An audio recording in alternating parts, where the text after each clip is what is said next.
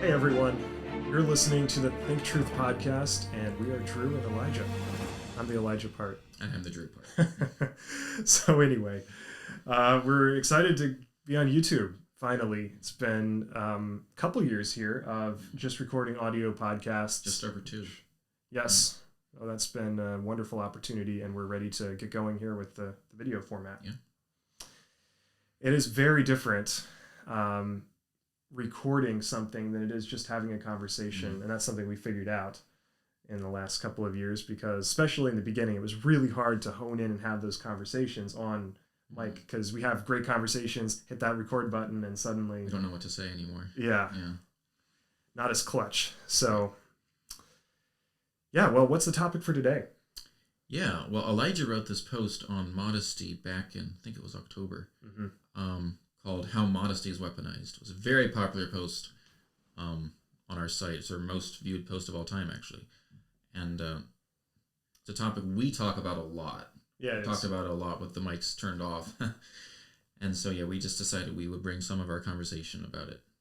Yeah, and about the post popularity, I mean, go figure. Modesty, for whatever reason, is like probably the most controversial topic in a lot of ways, at least in terms of the practical level of theology. Well, I wrote a post on Modesty very, very soon after the blog was started, called like these 5 common ideas about modesty don't prove what you think they do. I think that was the title, and that was one of our most viewed back when we were starting. Right. Yeah, it's definitely, you can tell it's something people want to hear about. People have very strong opinions about on all kinds of different sides and perspectives. Yeah. So, yeah, very, very controversial. And interestingly, we had after I published that post just recently, there was was it related to Sattler College? It was Followers of the Way. Okay, it was Followers of the Way panel on modesty that went on YouTube and was wildly popular. Right. And in it, there was some commentary, I guess, I listened to a good part of that myself after I heard about some of the commentary on my post. But there was a little bit of, what would you say, pushback to? Yeah, some mild pushback reflections on, especially this idea that I put out in my post about there being a sort of tension that is inherent in this problem of how should we dress, which is there's a certain amount of beauty that should be visible, and somehow there's a certain sense in which we should be curbing or like not showing as much beauty in some other sense to how we dress. So there was some pushback there. I've gotten a significant amount of feedback, I would say, as time has rolled on. In the beginning, everything was positive, and most of the thoughts and reflections have been positive for the post. But as time went on, a lot of people had the same basic pushback if they did have some questions or concerns about the post, and that is that there's a feeling that this idea of a tension between modesty and beauty, and showing beauty on the other hand, being an unhelpful tension, right? Actually, you talked some about this on, or wrote about it on my post, right? Right. We had some back and forth on that. Yeah. So maybe you want to put into words some of what you've been hearing, as well as some of maybe your own thoughts on that problem. We just like to have a bit of a discussion between Drew and I, working through some of the implications of that post, and going into how maybe some of how my beliefs have been being shaped, molded after I wrote that post as well as before. And I mean, I think that the title of the post, How Modesty is Weaponized, and the thrust that is connected to the title is something that I think I'm in complete agreement with.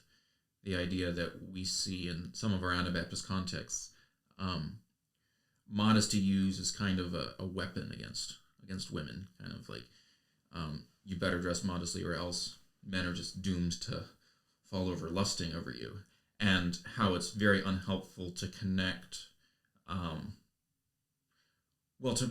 think to frame the conversation as if you need to dress modestly so men don't lust. I think I agree with you very much that that's a unhelpful formulation, because men can lust regardless of how modest a woman or immodest a woman is dressed. Mm-hmm. And men can also refrain from lusting regardless of how immodest a woman is dressed. Right. So I think it signals something bad in both directions, both to our men and our women, to kind of have this idea out there that if a woman is immodest, well, guys are just going to lust. Because what does that, well, for one thing, what does that signal to our young men? If you go out in public and there's an immodest woman, you're basically doomed to lust. Right. Yes. Which is incredibly unhelpful and simply not true. And then by the same token, it makes women feel like, there's a guy, everywhere I go, there's guys lusting after me if they can see a little bit of my ankles or something, which is also very unhelpful. So that's not, our discussions about it have not been around that point. I feel like in many ways, would you say that was the main thrust of your post? Yeah, I think it was. I would say the really novel idea, because we've been hearing that a fair amount in the last few years, like, well, we need to step back from this like very strong connection between the way women dress and men's lust, because that super strong connection is creating an unhealthy atmosphere for men and women. But my unique thought, I would say, is that scripturally speaking, we're not valuing the idea of beauty as much as we should. And if we would value beauty, that would in some way shape the way we look at how we should dress, and would cut away at least some of the unhelpful ways of how we tell women and our men, for that matter, this is how you should dress, or this is how you shouldn't. So I would say that's my novel thought, but the main point of writing the post was, if I could boil it down to the one main point, it would be obviously connected to the title: modesty gets weaponized. We need to stop making these unhelpful connections and move on. Right. Well, I think the question there is, you mentioned making these unhelpful connections. Like, what exactly the connections are that we don't want to have. If it's simply the connection between dressing immodestly and that causing lust versus posing a temptation to lust. Yeah. I think some of those things are where the line gets a little blurry, and where I think some of our disagreements might lie. Because I think there is very clearly, and I don't even know that you disagree with this, there is very clearly a connection between a woman who's dressing immodestly is going to tempt men to lust in a much greater way. And I don't think we can avoid that reality and act like there isn't a connection between levels of immodesty and temptation to lust. Sure. I think we need to be careful, at least, with the temptation word, because of what that signifies. Because for the vast majority of cases of what's going on in the way Christian women dress, it is not an active choice to try to seduce men. So like the idea of tempting has a very active connotation that leans toward like a woman as seductress, which is not what's going on with most women when they make their choices about how to dress. So I'm careful with that terminology, but in terms of, is there a connection at all between the way women dress and the way men tend to think about that particular woman, whether there's some connection there? Sure, I think we all agree that there is a connection. How do we move on from that? That's the question I think we're discussing. Well, I guess when I think of temptation, I don't think that necessarily needs to involve a conscious decision on the part of a woman. Whether or not it's conscious or not, if she's dressing in a modest way, it's going to tempt a man to look at her and to lust after her. And if we do use that exclusively in a non-active sense, in a passive sense, I think. I don't know that I can use it exclusively in that sense. But I think we have two things here. We have women who are deliberately trying to tempt men, which is a thing. And we also have men who are being tempted by women.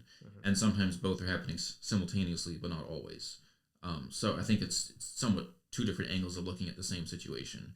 Sometimes both are going on, and sometimes you have women that are a woman that's trying to tempt a man who is resisting that temptation. Sometimes you have a man who is lusting after a woman who isn't trying to tempt him, but maybe inadvertently is dressing in a way that proposes, that, why do I keep saying proposes? That poses a greater temptation. Sure, Yeah, and my main contention with that is not that there is no potential for women to dress in a way that aside from their knowledge is going to pose a greater temptation. Again, I think that's just a sort of psychological reality. the question is, how do we deal with that reality, and what's the most helpful way to deal with that?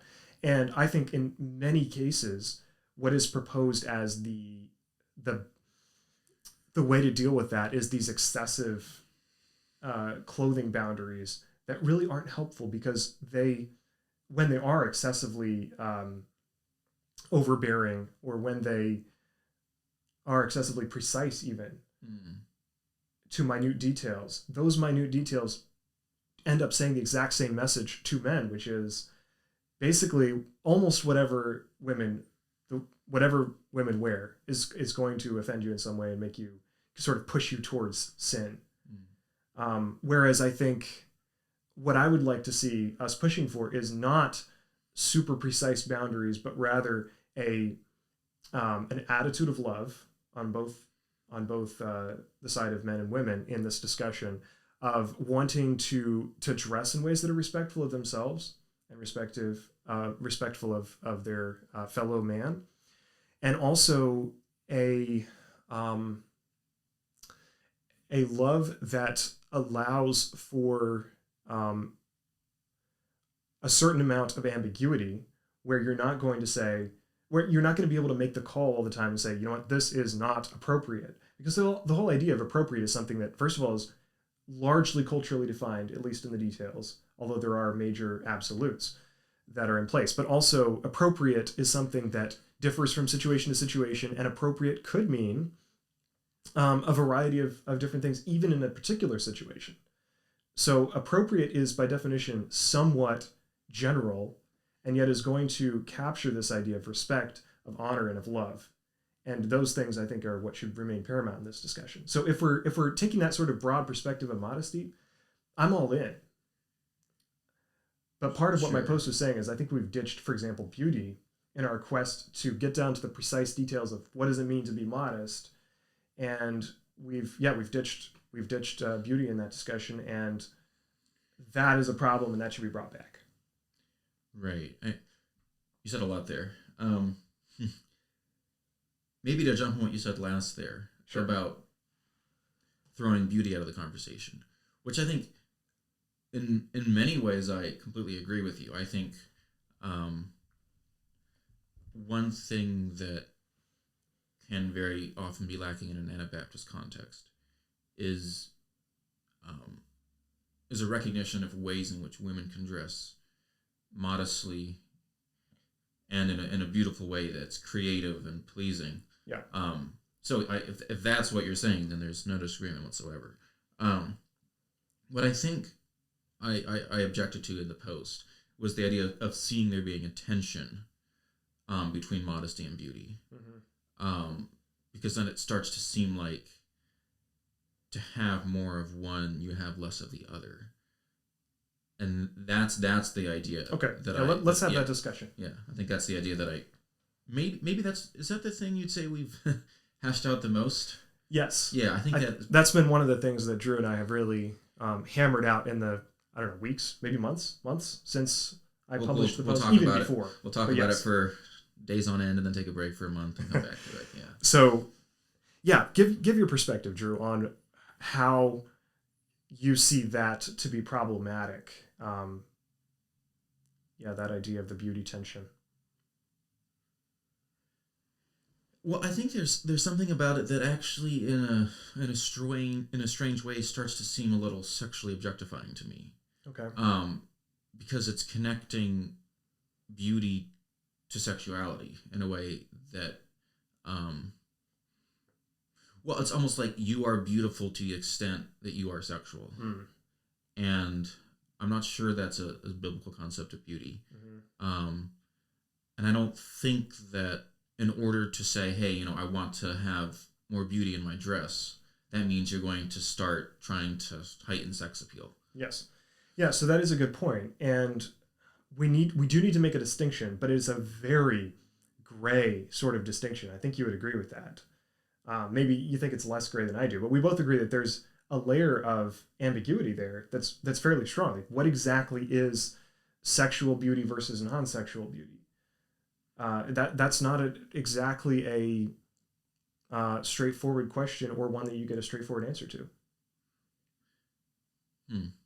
So yes, so we're going to value beauty, and yes, at some point we need to, there's a certain either type of beauty or a certain degree of beauty in a certain area, like in more sexual areas, that you're going to say, no, I don't want to display that in public. And that's always been the reality in human history. At least some parts of the human body are considered off limits publicly, and you need to cover those areas because it's a shameful thing if you don't.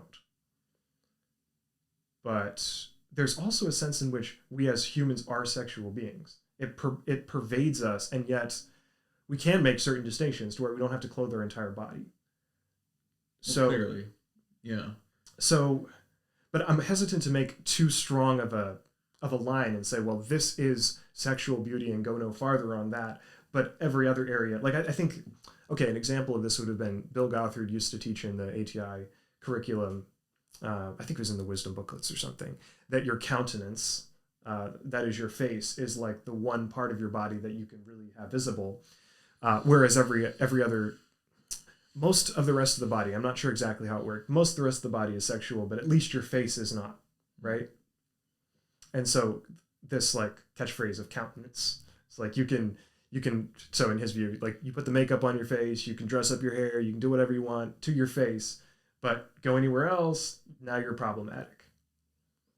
And purportedly that came from scripture. But I think it's a good example. Like that's one where the Anabaptist community doesn't say something similar to that. Sure. And that's an example where I think it's someone who's trying desperately to absolutize this and find, where's some boundary that we can make. Look, scripture doesn't say that, in some sort of command that the face, the countenance can be shown and everything else can't, or something like that. So we can't absolutize it, but let's have the conversation, because certainly we can have some definiteness to the conversation. Right. Well, I think clearly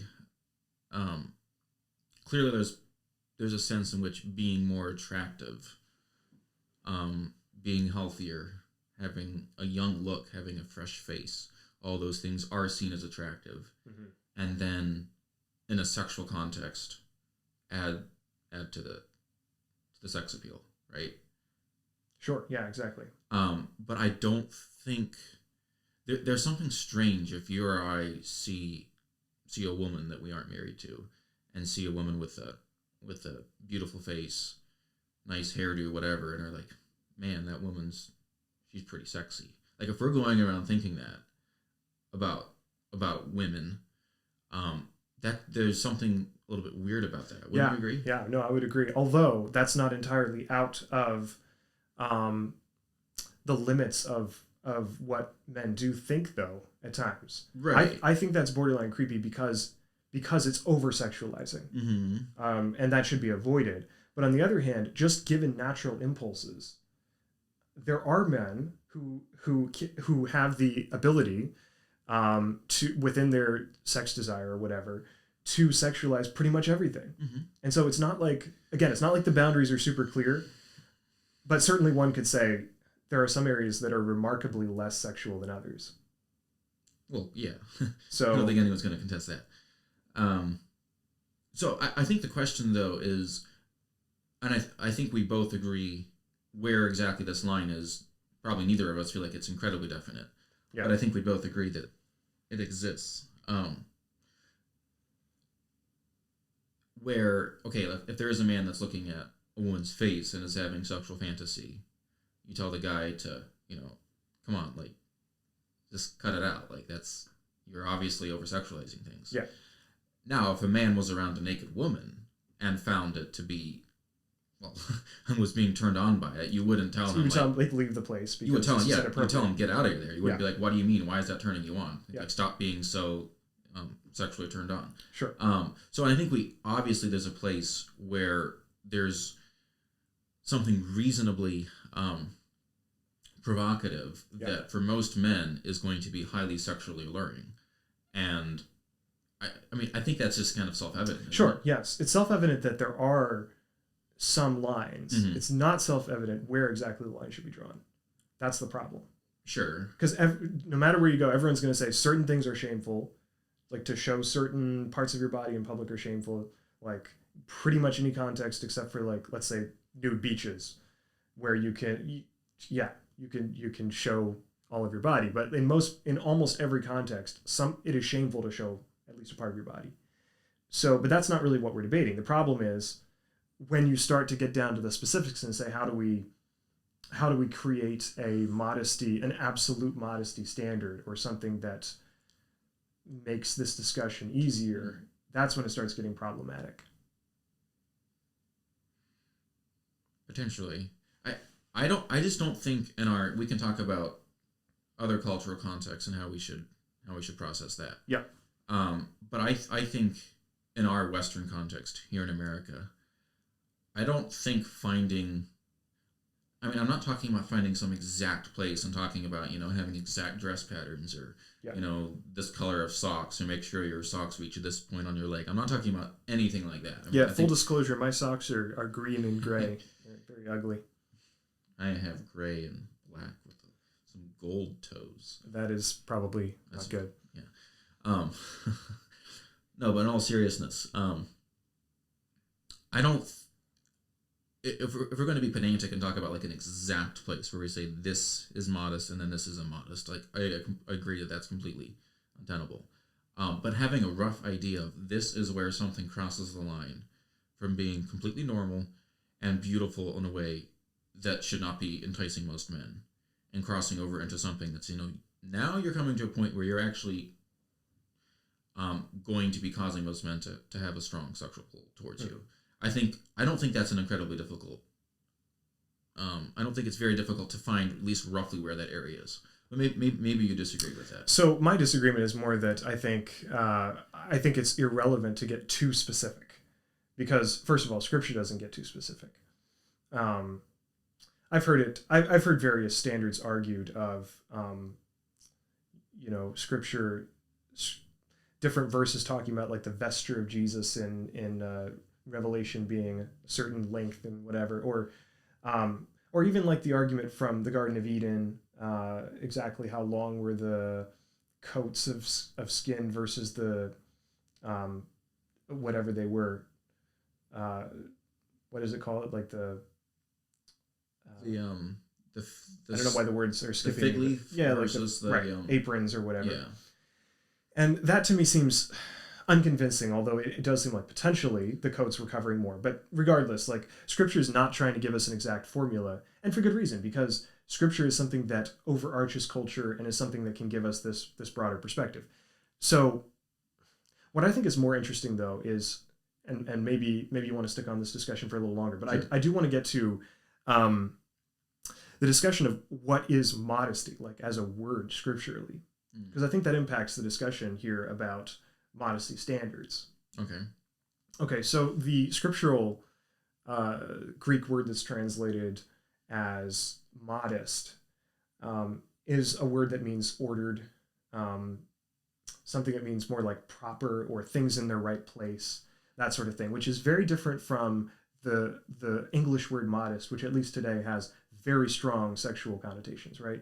It's modest is like how much sexuality you show, right?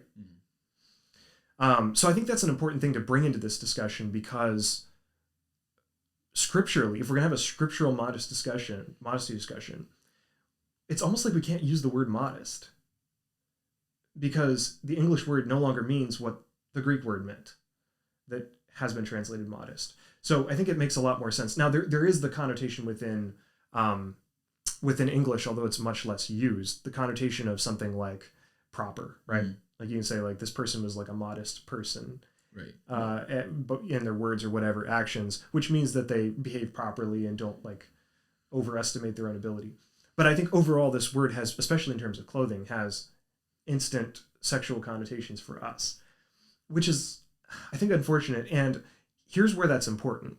If the scriptural idea of modesty is an idea of reasonable dress that is honorable and respectable, that actually encompasses dressing beautifully and creatively and things like that. Like there's nothing like within the scriptural idea of modesty, it's not strictly talking about how much or how little you show. That's not the point. That if you're dressing in an honorable way, that's going to be included. But this is not a word that is that is like really giving a description of how a person should dress. So yeah, I want to hear your reflections on that. If this means respectable, doesn't that mean something different than what we use when we use the word modest? And shouldn't that inform our discussion? Shouldn't we rather be talking about what's respectable to wear or what's proper to wear as a Christian? In which case, sure, we're going to bring in certain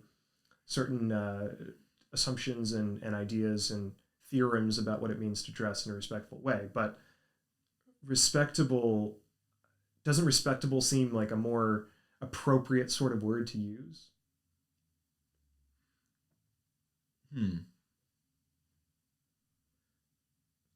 I'm hesitating not because I don't like using that word, but because I'm not following like how that really fundamentally changes the conversation. Because even if we say, okay, we're going to use the word respectable or appropriate, well, we're right back to the same conversation. Okay, so what level? Yes, the reason why this is an important distinction is because, like some of my friends that I've been talking to about this, older friends, they've said, look, we don't want to have modesty on one side of a tension where you can't be fully modest.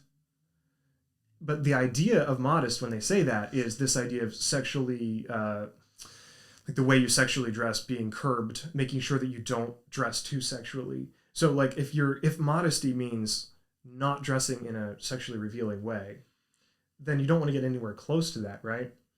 To being on the opposite side of that spectrum. But if it means something like respectable, that actually sort of encapsulates a sort of middle ground, so to speak, between covering your entire body because you don't want to be a temptation in any sort of way, or on the other hand, focusing so much on beauty and revealing beauty and stuff that you start having a problematic you start like showing your body in a problematic way. So couldn't respectable, the scriptural idea of respectable, modest, fill in, rather than a far side of the spectrum that we need to be wary of getting too close to, which is in my tension argument, the word modesty I sort of put in there as like the far extreme. Rather than that, we could view respectable, and this seems biblical, to view respectable as the scriptural way of talking about that tension, of sitting in between dressing in a way that's beautiful, but also not wanting to dress in a way that's sexually revealing. So respectable is something of a middle ground. Yeah. No, I think that's tenable. But I don't really, I'm still trying to figure out, I feel like we're using the word modesty to mean something different. Okay. Because if I Between say, us, you're saying? yes. Okay. Because if I say a woman is modest, what I am thinking when I say that is not, she is as far removed from showing beauty as she could be, or she is as non-sexual, you could say. Yeah, I mean we all agree that there's some level of subjectivity to the modest discussion. But you still would say, like, if someone's more modest, it's going to mean that they are like clothing more, right? Yes, I mean I think maybe it's helpful to think of it this way. You talk about there being like, I think you used the word reasonable and like a respectable. Is that the word? Yes. Yeah. So there's a way for a woman to dress that is respectable. You can use more modest to say, you know, a woman in a burqa is more modest than a woman in a cape dress. You could use it in that context. That is not the context I'd be thinking of. I would say that a woman who is modest is sexually modest to a level that is appropriate and respectable. That is reasonable. Yeah. So, but I'm just trying to think which I think is a better way of discussing it. I think that is a more biblical definition of modesty.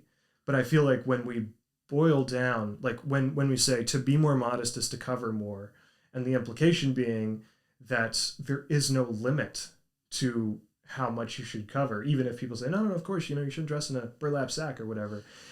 We don't have that idea of modest, if it simply means covering sexuality or beauty or something like that. Well, again, if that's how most people that hear the word modest, like, women need to dress modest, if they view it as like this, not slippery slope, but this kind of progressive scale where in order to be more godly, you have to cover more, which is very common. That's not an outlier view. I agree. No, I agree. Okay. However, I don't think, even for most of our audience, I mean, I could be mistaken about this. I don't think when most people hear a woman dressing modestly, they are thinking of it in terms of, you know, thank God she's wearing burqa because she's covering as much as she possibly can be. Like, I don't think many people in our Anabaptist context. We're Christians. So, like, looking at a woman in a burqa does not make any Christian think, like, at least I don't think so. Very rarely does a Christian look at a woman in a burqa and say, like, yeah, they must be closer to Christ. Or they must be, like, more moral, let's say. Obviously, they're not closer to Christ. But they must be more moral than I because they're dressing more modestly. That's pretty rare. But it's not rare to look at a woman in a burqa and say, like, whoa, that's challenging or something like that, right? Because, like, they're clearly... I've heard it said before, like, they're more modest than we are. Stuff like that. So not saying that anyone is actually going to change their clothes to actually wear a burqa because of cultural reasons or whatever. But there's this sense of, like, a burqa is more what we are. More modest. Really? I've heard that commonly. Possibly. Well, one of the issues here is that people don't actually interact a whole lot with the Muslim community. Sure. And so it's not necessarily something that you'd hear just anywhere. But I think it's a very true sort of... I've definitely heard that firsthand. I've seen it in magazines, the sort of comparison, like in Anabaptist magazines, like, it's really challenging. Like, these Muslim people really put us to shame with how modest they are, stuff like that. So, and I think that makes sense with a worldview that basically says, if you are truly modest and you really love Jesus, you're going to really cover everything as much as possible. And then it's sort of like a compromise in some ways to dress in a beautiful way. A sort of like we're backing into our theology of beauty, but our theology of modesty is very strong. And that's one of the things where I'm like, whoa, we need to get back to beauty. We need to understand the biblical idea of beauty as being important for men and for women. So, and maybe that's just not something you interact with a whole lot, and maybe that's part of our disagreement here. I mean, I think someone might say something like that in passing, the Muslim women take modesty to this higher place and kind of wow. Yeah, well, even that. See, like, this idea of, like, taking modesty to an extreme. Sure. Like, you hear that sort of thing. I'm not even sure that's appropriate given... So, like, I ran into this in my own post where I said, like, you should... Basically, the implication of my post is, like, you shouldn't be too modest because it goes into extremes and you need to bring in the concept of beauty. But that's one of the ways in which I feel like I've changed, is bringing this concept of, like, what's respectable into the modesty discussion. Where, like, you can't be too modest, but you can be too... you can cover too much in a way that it restricts beauty. Does that make sense? Like, maybe it sounds semantic, but I think that... I'm just trying to figure out how that's not arguing against yourself. So explain how that might be arguing against myself. So now you're saying that you can't be too modest. So isn't that kind of like conceding the point on the tension between modesty and beauty? No, but I think the tension needs to be looked at in terms of covering versus revealing beauty, especially when it comes to the concept of sexual beauty. Rather than using the word modesty, because I think that sort of becomes problematic, since from a Christian perspective, we are supposed to be modest. So the more I've thought about it, the more I'm like, modest is the wrong word to be saying is at the opposite side of attention that we're trying to hold, because we're supposed to be modest. Sure. Whereas I think the idea of covering beauty is something that certainly is taught scripturally, but is not an absolute.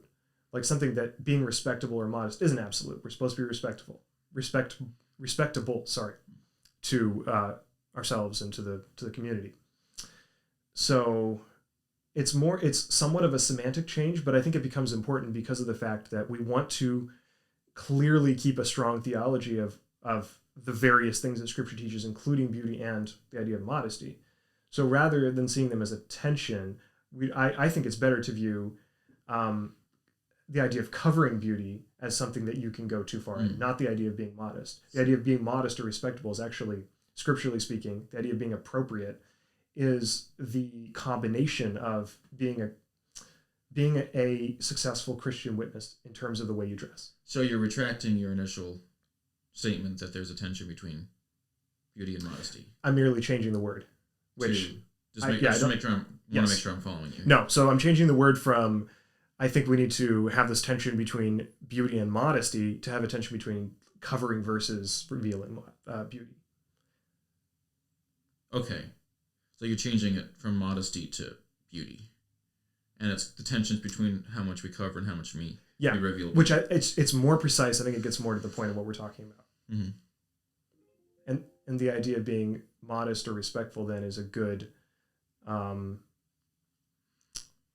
middle ground. Mm-hmm. So maybe just to touch back on something quickly. Okay. Because we are going to, before we completely kill this word modesty and get into maybe more of the heart of the debate. Well, we're not killing it. Okay, well. We're reassigning it more biblically. Okay. We both go to somewhat conservative Anabaptist churches. Here we go. We left the Anabaptist community. We're now going to a Baptist church now. That's right.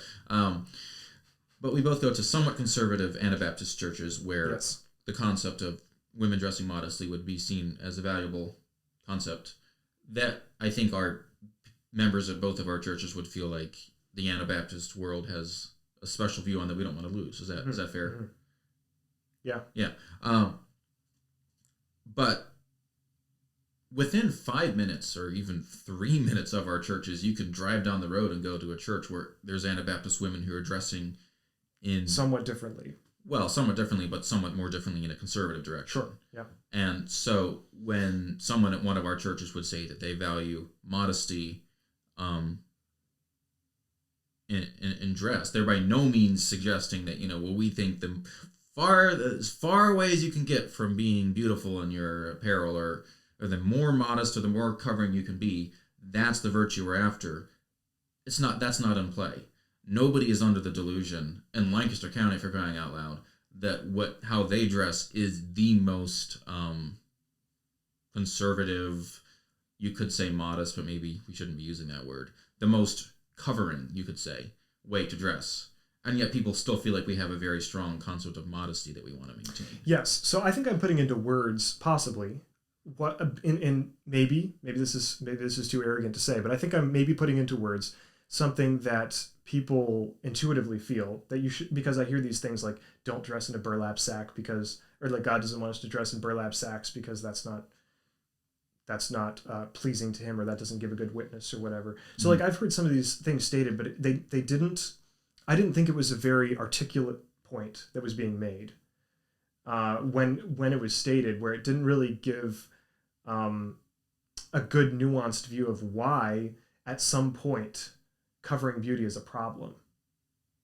And that's where I'm trying to give a voice to how do we talk about this, where if you're at a slightly more liberal church or if you're at a more conservative church and you're the one who's dressing a little more liberally, things like that, why might you want to dress in a very particular sort of way? I think most people don't have that discussion. They just intuitively feel like a certain way of dressing is fine. And so, and is a pleasing way to dress or whatever. And so if they're a part of a more liberal church, they haven't thought a whole lot about why. It's more like, so you heard people making fun of more conservative churches, like, oh, they feel like, you shouldn't show your ankles, or you shouldn't wear sandals where you can see some of your bare feet or whatever. Like, we'll make fun of other people's more conservative ideas, but there's not a strong theology of exactly why one wouldn't want to be a part of a super conservative church, given our theology, which our theology, I think, tends, even though people don't actually say this outright, our theology really tends towards saying, at all costs, you're going to want to cover beauty because you don't want to be a distraction or be a temptation or anything like that to other people. And that's where I feel like this idea of tension becomes important. I'm just I'm hesitant here because I think you might be guilty of some straw manning, because I don't know how often, I don't feel like I've often heard someone, and I know it happens, so don't get me wrong, I'm not trying to say this isn't a thing, but someone saying something like, we want to make sure we hide beauty. Like, I feel like you're throwing that word beauty there in a way. I mean, I've certainly heard people argue that they think there's something really beautiful about the way their modest women dress. There are people that are, like, my wife is ugly and she has to be ugly and that's the way it is. But that's very rare. Right. I don't think that's the standard view. Sure. I think most Mennonites and Anabaptist people that we know are going to feel that it's beautiful and appropriate to have are women dressed the way that they do. So it's not Uh-huh. like because of how they dress, they are sacrificing beauty per se. Yes. Some might say that. Yes. They are sacrificing, obviously, an amount of sexual beauty that, if they're married, that their husband is going to enjoy. But I think we all recognize... No, but I think that there's, like, I remember reading a reader, pardon me, I don't remember which reader it was growing up, but it was one that was talking about differences between the way young people dress. I think it was maybe one of the Miller. Are you familiar with the Miller stories? Oh yeah. I think so. It's one of those stories in there where a girl goes to her mom and she says, "Why am I not allowed to dress in this other sort of way?" It was some like minor difference where the girl felt like it was a little more interesting, I think, of a way to dress, a little more beautiful. Mm. And her mom told her a story about a moth and a butterfly and how the moth was more ugly, and so the moth was always crying about how much more ugly he was than the butterfly. And then one day an owl or something came in and ate the butterfly because it was more beautiful. The point, I suppose, being that it's actually a good thing to be less beautiful. Because then an owl's not going to come and eat you. Well, but no, I think that like those sort of stories that I think inhabit the narrative matrix of our society, where a bunch of our kids have read stories like that, capture this theology of it's actually kind of dangerous to be beautiful. And if you look at your sister in Christ and you're like, she's getting away with being a little more beautiful than I am, a little more attractive, that's something you should just step back and say, you know what, that's okay. I can just be less beautiful, right? Doesn't matter. So then we're radically devaluing beauty for whatever cause we are, and saying that no, really what matters is covering beauty, right? And so it's basically destroying that tension. So no, so in a sense, I'm strawmanning because I'm not putting the argument exactly the way they would. I'm intentionally doing that because I think I'm saying what is actually theologically going on rather than what people might actually put into words, vocalize. Sure. But no, I think there is that framework and understanding of beauty not really being that important, and maybe being something we should avoid in some sense. No, for sure. I feel like my objection is not that I feel like what you're referring to doesn't exist, but I'm not sure that it accurately portrays, say, your average person, the average person that's listening to this podcast. Sure. Say. Okay. And I think that's where I want to push back a little bit there, because I'm not sure this idea that, we want to be like a moth so that the owl doesn't come eat us is this even the status quo of conservative Anabaptism. Maybe you think it is, but I'm just not quite convinced that that's the standard. Yeah, well, maybe that's a different discussion. Yeah. I don't want to get too down in the weeds on that. I think it's a bigger part of our culture than you do probably, but maybe that's not a discussion for now. I think what we have left to discuss is because I think we've worked through some of the thorny terminology of this. I think we still have the question, and that is, okay, so a woman, so say there's a girl who's sees someone dressing in a way that's more beautiful and then wants to dress like that girl. I think we both agree that we have to have a rather complicated conversation about, there are times when that would be problematic, right? And so we have to talk about what constitutes beauty that is appropriate for someone to desire to have, and then when that's going to cross over into something that's going to compromise the appropriateness and the respectability aspect of the conversation. Sure. Yeah. And that's a complicated discussion to have, I think. And one that's not straightforward, I would say. Right. What constitutes beauty that's okay to share? Circling back to what you were saying earlier, it's certainly not merely a degree of beauty, right? Because if sexual beauty and, let's say, general beauty are entirely linked, then to be more beautiful is automatically to show more sexually. Right. It's not perfectly linked, but the argument I was making in the comments section of my post, and one that I would still make, is that it's enough linked that it's not enough to merely say, well, if it's sexual beauty, avoid it. Well, depending on how you define sexual beauty. Again, if it comes back to respectable, what's respectable? I think it's going to be largely culturally defined. We're going to say, in what way can we dress that will not draw attention to ourselves as sexually open people? People who are like want sexual attention, want even to obviously engage in sexual sin and things like that. How do we dress in a way that's respectable and that shows primarily that we are people who are here to glorify God as part of his church?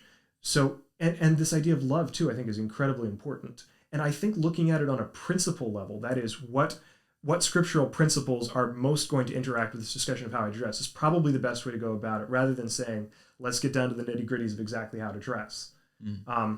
When is that appropriate? I haven't worked that out entirely. I think it may be appropriate in some cases, but I'm sort of tired of that, and I'm not sure that it's producing the right fruit.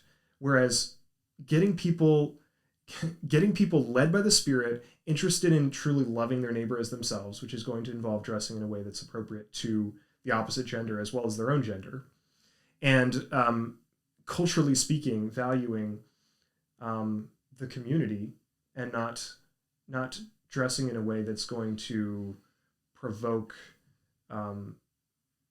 either provoke obviously sexual attention or provoke just anger or envy or things like that. Truly loving is going to mean that we do the right sorts of things in the way we dress automatically, in a sense. And I think that's the argument that Paul makes in Galatians, for example, where he boils things down to love, and not in a general like oozy goozy sort of way where it's like, have nice feelings to the people around you, because then you're going to be fulfilling the law of Christ, as Paul says, but rather a love that's based on the example of what Christ did for us, being willing to sacrifice for each other, which I think is sometimes going to mean that you don't dress in certain ways that other people around you feel like is inappropriate. Things like Paul says about don't cause your brother to stumble, I think has a lot more to do with not causing your fellow believer of the same gender who is wearing something who doesn't believe that what you're wearing is appropriate, not causing them to stumble, who they feel like that's inappropriate and might be caused to dress in a way that they feel like is inappropriate. Probably has more to do with that than with the concept where it's been used about don't cause your brother to stumble in terms of sexually, Sure. What women dress, the way men interact with that and stuff like that. But yeah, this idea of love, I think, is probably one of the greatest principles. And then bringing the modesty discussion back to the idea of respectability rather than to, covering sexually at all costs. Yeah. Lots of food for thought. I think when you say that covering sexually at all costs, who says that? Like, I think it's one of those things that it's kind of an unspoken reality, though, isn't it? Like, no one's going to say it's okay to show some sexual stuff. But if you're defining it as, but that's kind of the reality that comes through. What is the reality that we live is that it actually is okay to show some parts of our body, like lips or hair or I don't know what, like parts of our areas of our body that are more areas of our body that that do have at least some sexual connotations, right? At least lips and things like that definitely have some sort of sexual connotations, but it's okay. Well, I in some sense. I agree. So I'm a little bit confused because we aren't in churches where anyone's arguing, women need to start covering their lips. Right. That's an extreme, obviously. But we've already yielded the idea that it is okay to show some parts of our body that are remotely sexual. Remotely. So we still eventually have to have the conversation of what is remotely sexual and what's not. Right, and what's more, because the people that are using the word modesty by and large are using it. And again, if this is not what most people are thinking when they're talking about a woman being modest, then I'm going to agree with you. But what I think when I say about a woman being modest is that she is dressing in a way that is not as non-sexual as she can be, which is a woman in a burqa in her house, right? But someone that is not giving off her sexuality. Let me try that again. A woman who is dressing in a way, it can be beautiful, it can be creative, but it is not crossing that threshold of respectability, and there's nothing inappropriate about it. Yeah, I think I think we're through. Yeah, no. So I think largely we agree. Yeah. But I feel like you're defending too much the overly precise. Actually, let me say it this way. I feel like you're defending more than I would the system of talking about modesty, which I think has lent itself to problems and even abuses in how we tell women how to dress in our communities. And so I'm pushing for a little bit more clarity of like, let's talk about it, let's flesh these categories out. And I think you're fine with this conversation, but that's part of where our disagreement is coming out at, because you and I actually don't disagree that much about exactly how we should dress. Sure. So it's more a clarification argument of what do we mean by modesty and how should we flesh that out in the Christian community. Mm-hmm. So I think the conversation we still need to have, and this is probably going to be for another podcast, is, okay, so we agree that there's a threshold of respectability, right? Do we have to compromise beauty to reach that level of respectability? Do we have to display sexuality in order to be respectable in a way that that properly displays beauty in a creative way that we want to value? And how are we going to come to a place where a woman can be covered in a way that's appropriate, respectable, beautiful, and creative? And I think that's a conversation we should flesh out a little bit, but yeah, maybe not. We're getting a little late here in this episode. What do you think? Should we bring in, just in closing, I can play the actual comments that were made there at that Followers of the Way forum. Might be interesting to respond to that. As a response right now? There you are. Recently, there was an article about modesty on an Anabaptist platform that advocated completely separating any discussion on modesty from a discussion about lust. In essence, don't teach women to be modest because it may be a protection for their brothers in the battle against lust. One reason for this, they said, was that the Bible never lumps these two together. Another was that sexual abuse is rampant, even among Muslim communities. Do you have any thoughts on this?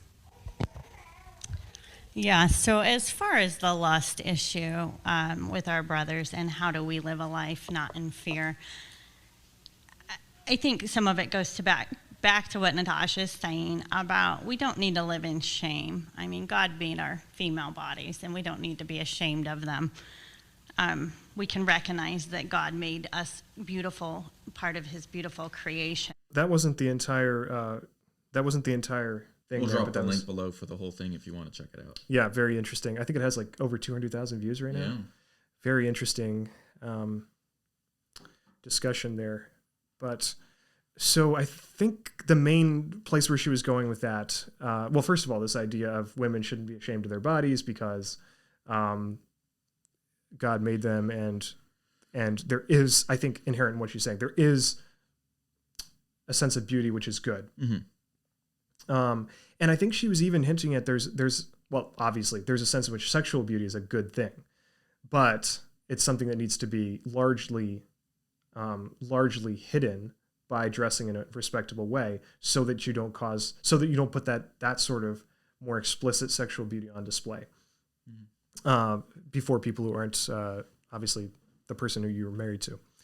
So yeah, I'm going to agree with that 100%. I think there was some when I listened to the entire discussion there were definitely some things that I disagreed with in terms of how I viewed it. There was the idea brought up about the attire of a harlot, right? This idea that in Scripture it does say like there's a certain way of dressing in which men will, lust after you, want to have sex with you, and that is the attire of a harlot. I think that's a poor verse to bring into this discussion, because I think the attire of a harlot had to do with, from my understanding of that time period, had to do with the signifiers. Like you think about Judah's daughter-in-law putting on a certain veil, which meant that she was a harlot. So there was the attire of a harlot, which didn't mean they were dressing in a very sexually revealing way. That wasn't allowed. Sure. That was not the point of the attire of a harlot. The attire of a harlot was a certain way of dressing, which signified I'm open for sexual contact. And so that's a bad verse to bring into this discussion if you're saying, like, don't dress in a sexually revealing way, at least not directly. One could certainly say from that, the obvious point is, of course, that one shouldn't be signifying that they're a harlot. But the signifiers in our culture of an actual harlot, an actual prostitute, have nothing to do with what they were back in that culture, and everything to do, but still in our culture, like, it's the attire of a harlot does not have to do with dressing immodestly either. What do you mean? Well, it has to do with the the red light or whatever that's up in the place where you are. Also has to do with dressing immodestly. But because dressing immodestly in public, at least according to the Christian label of what it means to dress immodest, dressing immodestly in public does not signify that you're open sexually. No. I'm not suggesting that.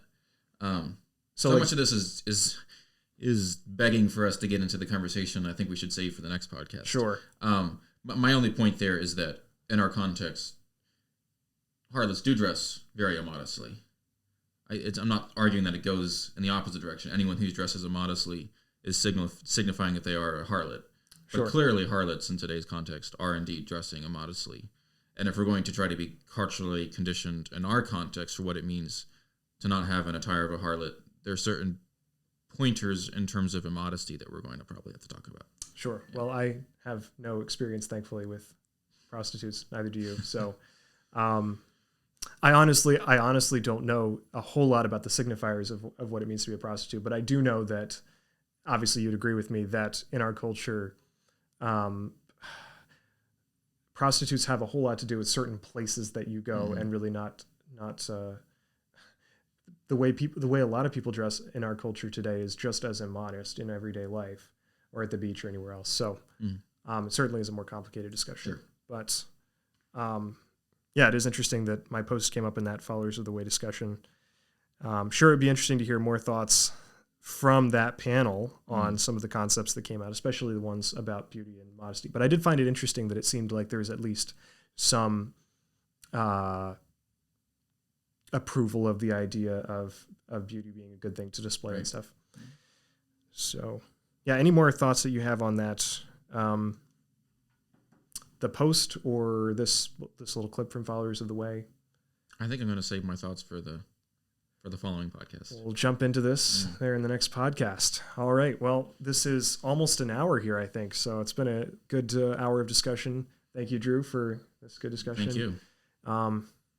And we will see you next time. Thanks for listening.